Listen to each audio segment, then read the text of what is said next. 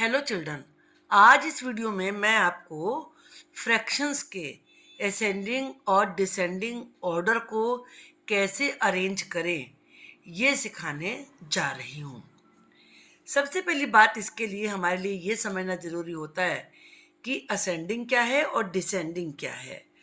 Ascending order में smaller to बिगर की तरफ हम चलते हैं, यानी कि जो स्मॉलर नंबर है वो पहले आएगा, उसके बाद बिगर और बिगर, इस तरीके से अरेंज करते हैं।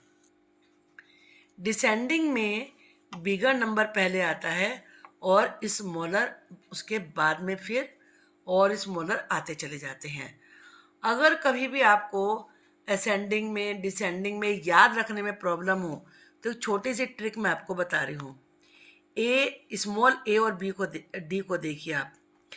ए में थोड़ी छोटा होता है और डी बड़ा होता है, तो इससे ही आप बना लीजिए कि असेंडिंग में सबसे पहले स्मॉलर आएगा, फिर उसके बाद बिगर और बिगर आएंगे। डी चूँकि बड़ा होता है तो इसमें बिगर से, यानी कि सबसे पहले बड़ा आएगा, फिर उसके बाद और स्मॉलर आएंगे। आई होप कि अगर ये थोड़ा सा ट्रिकी आप हो जाएंगे तो फिर कभी भूलेंगे नहीं इसे। चलिए अब हम बात करते हैं नंबर्स को अरेंज करने के लिए सबसे पहले हम क्या करेंगे। जितने भी नंबर्स आपको दिए गए हैं, सबसे पहले आपको इनके डिनोमिनेटर को इक्वल करना होता है। आप ये जानते हैं कि ये ऊपर वाला पार्ट न्यूमरेटर होता है, नीचे वाला डिनोमिनेटर होता है। और न्यूमरेटर डिनोमिनेटर बनते कैसे हैं? मान लीजिए कोई भी चीज़ है, जैसे ये मैंने एक स्क्वायर लिया, इसके 4 पार्ट्स कर दिए। इसमें से मैं अब 1 पार्ट के बारे में बात करना चाहती हूँ, जो शेडेड पार्ट है। तो जो टोटल पार्ट्स होते हैं वो तो डिनोमिनेटर होते हैं, वो नीचे लिखा जाता है।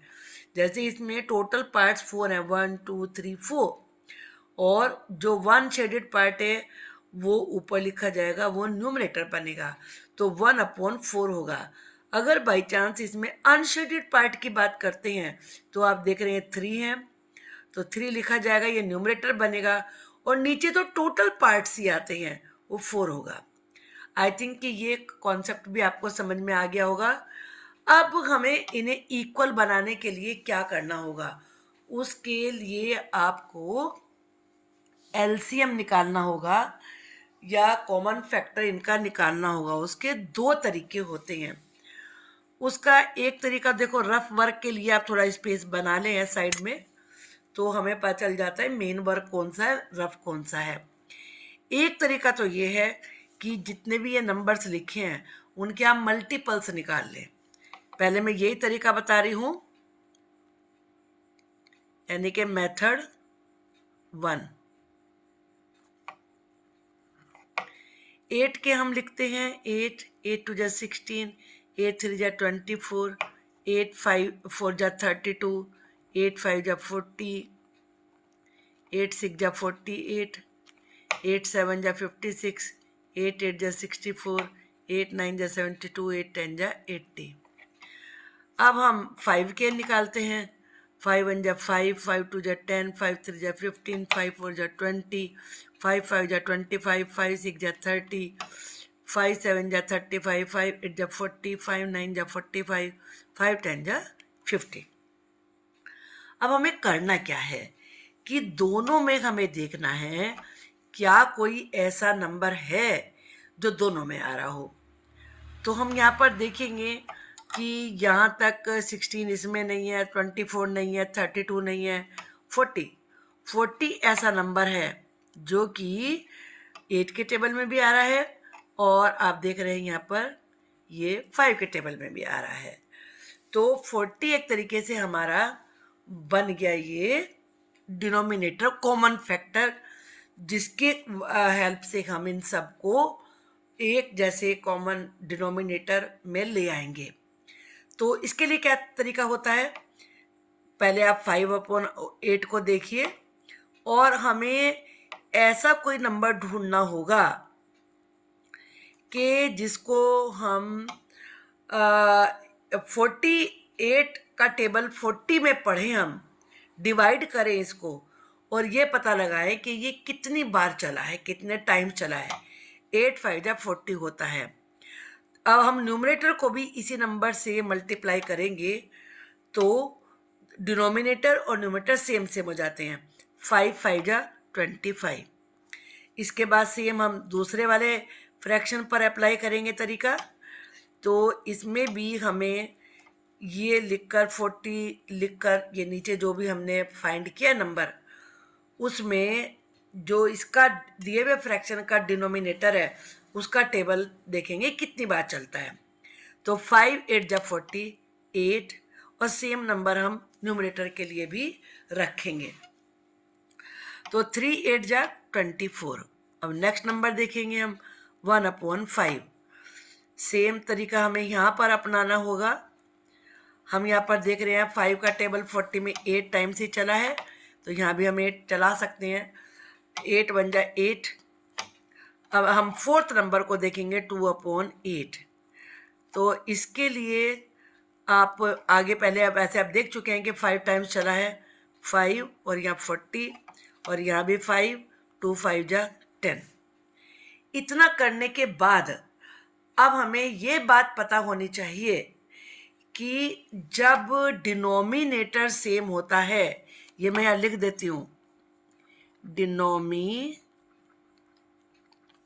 सेम अगर है तो स्मॉल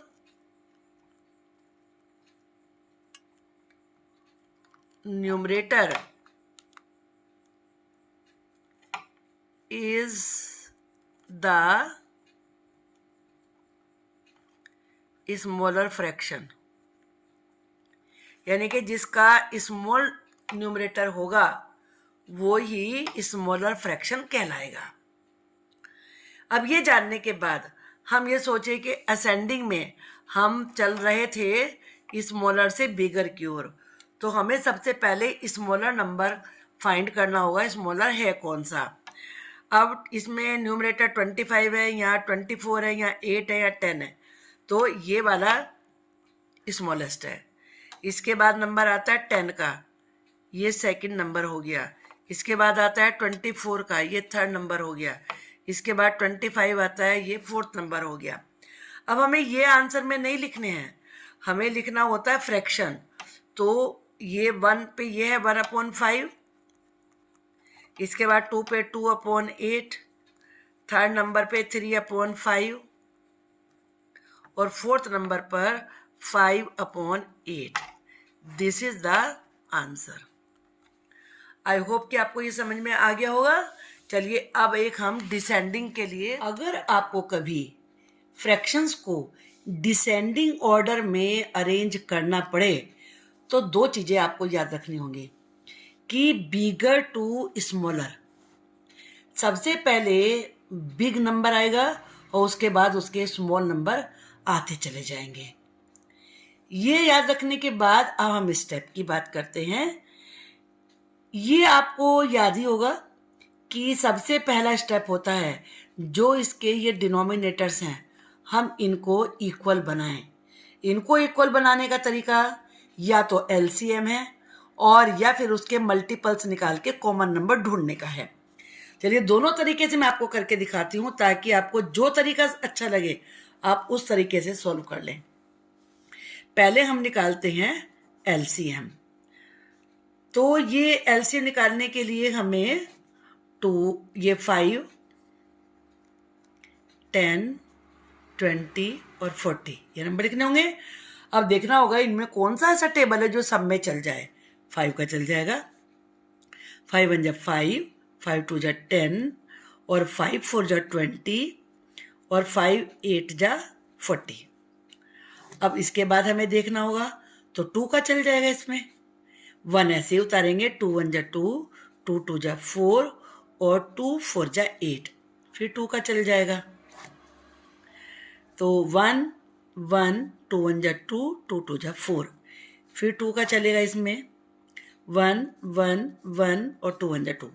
अब हमें इन्हें मल्टीप्लाई करना होता है, सभी को लिख लें और या बिना प्रैक्टिस हो जाएगी तो बिना लिखे भी आप कर सकते हैं। 5 टू जा 10, 10 टू जा 20 एंड 20 टू जा 40। ये आंसर आया। तो और जैसे मैं कह रही थी कि आप अगर आपसे मान लीजिए एलसीएम निकालने में प्रॉब्लम आती है, उसमें आप थोड़े वीक हैं, तो आप टेबल लिख के भी कर सकते हैं। मल्टीपल्स एक तरीके से टेबल ही होता है। अगर हमें मल्टीपल्स निकालने हैं तो 5 का टेबल लिखिए, फिर ये 10 का राइट करिए। कुछ मतलब आप देख सकते हैं, थोड़ा अंदाज़ा लगा सकते हैं कि कहाँ तक लिखना चाहिए, कॉमन कहाँ तक आ जाएगा। 20 का लिख लीजिए, 40 का तो लिखने की जरूरत ही नहीं क्योंकि ग्रेटेस्ट यही है। अब हम देखेंगे कि कौन सा ऐसा नंबर है जो सब में आ रहा हो। तो 40 ऐसा नंबर है जो सब में आ रहा है।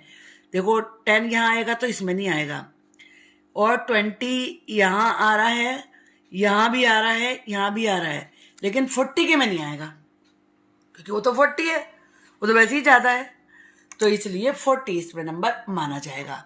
अब हम चलिए सॉल्व करते हैं। सॉल्व करने के लिए हमें सबसे पहले ये फ्रैक्शन लिखना होगा, और इसको हमें जो हमारा ये आया है नंबर, इसे इसके डिनोमिनेटर से डिवाइड करना होगा। क्या करना होगा? इसे हमें डिवाइड।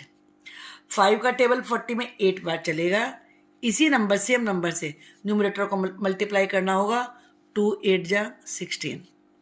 अब सेकंड हम ऐसे करेंगे, सेम प्रोसेस अपनाएंगे। इसमें हमें 40 में 10 का टेबल चलाना होगा, तो 10 4 जा 40 4 टाइम चलेगा, तो यहाँ 4 लिखेंगे, यहाँ भी 4 लिखेंगे। 3 4 जा 12। अब हम नेक्स्ट देखेंगे 11/20। इसमें भी हमने यही करना है। 40 यहाँ लिखेंगे, 20 का टेबल 40 में 2 टाइम्स चलेगा, तो 11 2 जा 22। अब हम 9/40 लिखेंगे, और यहाँ 40 लिखेंगे तो 1 टाइम ही चलेगा, तो सेम नंबर ही आना चाहिए। अब ये दूसरी इंपॉर्टेंट बात देखिए कि अगर मान लीजिए डिनोमिनेटर, मैं लिख भी देती हूँ, पहले भी मैंने लिखा है जब असेंडिंग पढ़ा रही थी। इफ डिनोमिनेटर सेम, तो तब क्या होगा? Smaller numerator is smaller and greater is greater. Simple सी भाषा में मैं आपको बताऊं तो इसका मतलब ये, अगर डिनोमिनेटर सेम है, हमने सेम कर लिया है ना, तो जो न्यूमरेटर छोटा है, स्मॉल नंबर है, वो स्मॉल ही कहलाएगा फ्रैक्शन, और जिसका बड़ा है वो बड़ा ही कहलाएगा। बात समझ में आ गई है ना? अगर मैं आपको कोई एग्जांपल देके बताना चाहूं तो यहां ध्यान से समझिए इस बात को। मान लीजिए ये एक रेक्टेंगल है, इसके हमने ये पार्ट किए हैं, 8 पार्ट हैं ये। अब 8 पार्ट में से मान लीजिए ये हमने 2 करा, तो 2/8 लिखा जाएगा। अब मैंने 4 कर दिया, 4/8 लिखा जाएगा। अब मैंने 6 कर दिया, 6/8। सबका डिनोमिनेटर सेम है। अब मैं तुमसे ये कहूँ कि छोटा कौन सा था भाई? जब 2 थे, ये वाला अगर ये चॉकलेट है मान लीजिए, जब जल्दी समझ में आएगा, ये आपकी चॉकलेट है और तुम्हें तो मिले हैं ये 2 पार्ट्स, ये 2 पार्ट्स तुम्हें मिले हैं, ठीक है। और ये जो 4 पार्ट्स हैं, अब ये 4 पार्ट्स मिला के आपकी बहन को मिल गए दूसरी चॉकलेट में से, और तुम्हारे और एक फ्रेंड को पूरे 6 पार्ट मिल गए। किसे ज़्यादा मिले?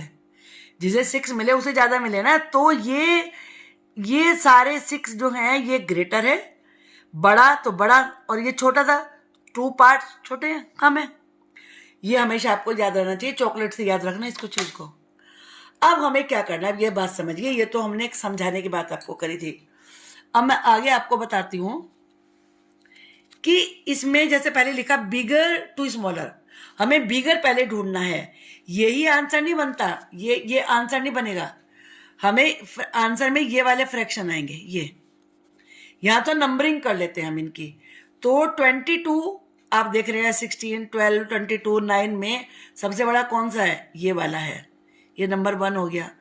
अब इससे छोटा कौन सा है? 16, ये 2 हो गया। इसके बाद ये हो गया, इसके बाद ये वाला हो गया। तो आंसर में हम क्या लिखेंगे? आंसर में हम इनके फ्रैक्शन ये वाले लिखेंगे। तो ये लिखा जाएगा पहले 11/20, इसके बाद लिखा जाएगा ये 2/5, इसके बाद थर्ड वाला लिखा जाएगा 3/10, और इसके बाद ये 4 वाला लिखा जाएगा यानी कि 9/40। This is the answer. I think कि आपको ये चीज़ समझ में आ गई होगी। आगे की वीडियो देखने के लिए आप जो आगे के चैप्टर हैं, जैसे मैं अभी सिंप्लीफिकेशन नेक्स्ट वीडियो में समझाऊंगी, तो चैनल को सब्सक्राइब कर लीजिए और बेल आइकन को प्रेस कर लीजिए। कमेंट बॉक्स में मुझे लिख के बताइए कि आपको वीडियो कैसी लगी, समझ में आ भी रहा है या नहीं आ रहा है, या मैं मेहनत ऐसी कर रही हूँ। Thank you for watching the video.